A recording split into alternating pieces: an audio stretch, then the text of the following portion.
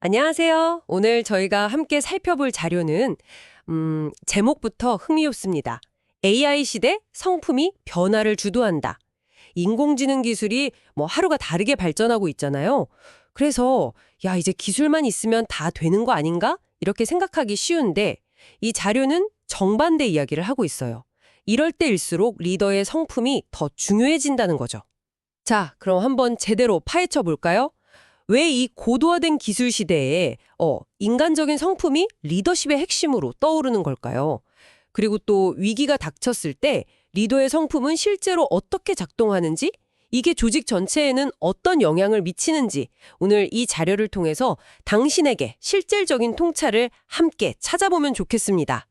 리더이시거나 또 리더를 꿈꾸는 당심이라면 특히 귀 기울여 주세요.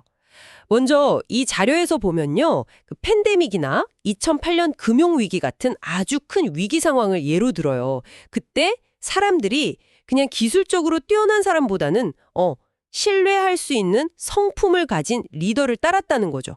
어런 버핏 사례도 나오고요. 근데 좀 더 구체적으로요. 그 상황에서 기술이 아니라 버핏의 어떤 성품이 신뢰를 만든 걸까요? 네. 아주 중요한 포인트인데요.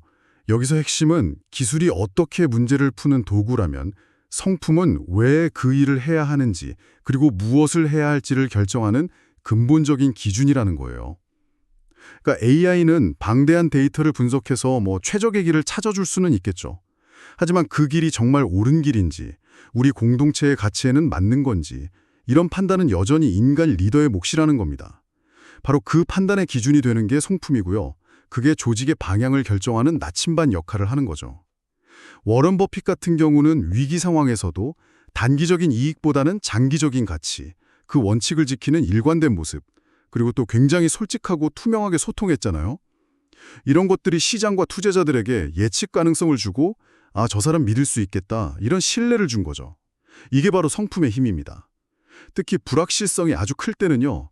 이런 예측 가능성하고 도덕적 용기가 신뢰의 거의 유일한 기반이 돼요. 그리고 리더의 그 평정심이나 태도가 조직원 전체에게 마치 감기처럼 퍼져나가는 거, 감정 전염 효과도 무시 못하고요. 감정 전염이요? 네네. 네, 그렇죠.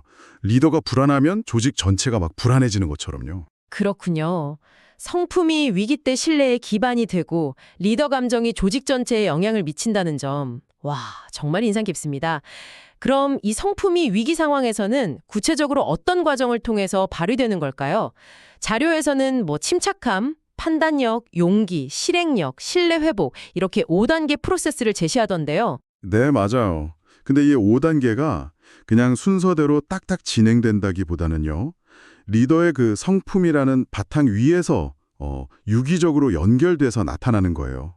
먼저 내면의 어떤 단단함, 그 성품에서 나오는 침착함이 있어야 흔들리지 않고 상황을 제대로 볼 수 있겠죠. 이걸 바탕으로 이제 단기적인 손실을 좀 보더라도 장기적인 가치나 원칙에 따라서 판단을 내리는 거고요.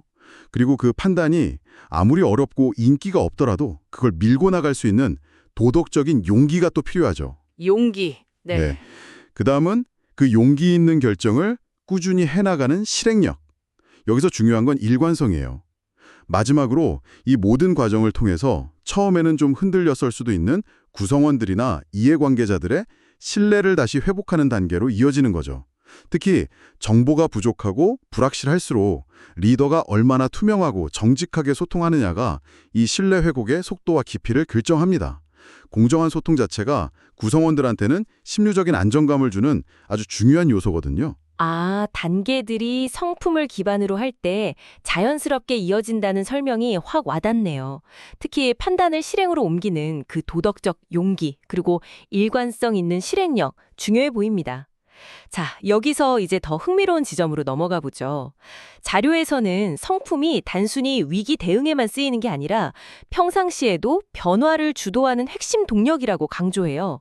스티브 잡스가 애플에서 쫓겨났다가 복귀했을 때 회사는 진짜 위기였지만 그가 추구했던 혁신 그리고 완벽함이라는 핵심 가치, 그러니까 그의 리더십 성품은 변하지 않았다는 사례를 들면서요. 네, 맞습니다. 스티브 잡스 사례가 정말 잘 보여주죠. 성품이 어떻게 변화의 시기에 조직의 중심축 역할을 하는지. 그의 그 집요할 정도의 완벽 추구, 혁신에 대한 신념, 이게 때로는 비판도 받았지만 결국 그게 애플이라는 조직의 정체성을 만들고 위기 속에서도 나아갈 방향을 딱 제시했잖아요. 이처럼 리더의 명확한 가치관, 도덕적 기준, 그러니까 성품이 일관되게 유지가 될 때 리더 자신은 물론이고 조직 전체가 심리적인 안정감을 얻고 변화에 막 흔들리지 않을 수 있는 거죠. 앞으로 AI가 점점 더 많은 의사결정에 관여하게 될 텐데요. AI가 제안하는 효율적인 답이랑 우리가 지켜야 할 인간적인 가치가 충돌하는 순간들이 분명히 올 겁니다. 그렇죠. 그럴 때가 오겠죠. 네, 바로 그때 리더의 성품에 기반한 최종 결정이 조직의 운명을 가를 수도 있어요. 단순히 데이터가 보여주는 답만 따르는 게 아니라 더 깊은 가치 판단을 내릴 수 있는 리더. 그 중요성이 점점 더 커지는 거죠. 결국은 리더의 성품과 태도가 조직 문화를 만들고 그 문화가 구성원들에게는 가장 중요한 어떤 심리적 안정망이 된다는 거군요. 단기적인 성과 압박 속에서도 장기적인 신뢰와 가치를 지키려는 리더의 노력이 왜 중요한지 알겠습니다. 정말 정직함과 일관성이 말로 AI 시대 리더가 갖춰야 할 핵심 역량이네요. 자, 오늘 우리는 당신이 공유해주신 자료를 통해 AI 시대에 왜 리더의 성품이 기술적인 역량만큼, 아니 어쩌면 그 이상으로 중요해지는지에 대해 깊이 이야기 나눠봤습니다. 기술은 세상을 바꾸는 강력한 도구지만 그 도구를 어떤 방향으로 또 어떻게 사용할지를 결정하는 건 결국 리더의 가치와 성품에 달려있다는 메시지. 이게 참 깊은 울림을 주네요. 특히 일어날 수 있는 힘, 그 회복 탄력성과 올바른 길을 선택하는 도덕적 용기를 갖춘 리더. 이런 리더야말로 AI 시대의 조직과 공동체에 진짜 희망을 줄 수 있을 겁니다. 그래서 이 모든 이야기가 지금 당신에게는 어떤 의미일까요? 자료의 마지막 문장처럼 성품은 어떤 특별한 순간에 갑자기 나타나는 게 아니라고 합니다. 매일매일 우리가 마주하는 수많은 작은 선택들이 쌓여서 만들어지는 것이라고요. 오늘 당신의 일상에서 내릴 수 있는 여러 선택지 앞에서 한번 성품에 기반한 작은 선택은 무엇일지 잠시 고민해보는 건 어떨까요? 기술의 힘을 빌리되 결국에는 성품으로 사람들을 이끄는 리더십. 어쩌면 그것이 바로 당신의 이야기가 될 수도 있습니다.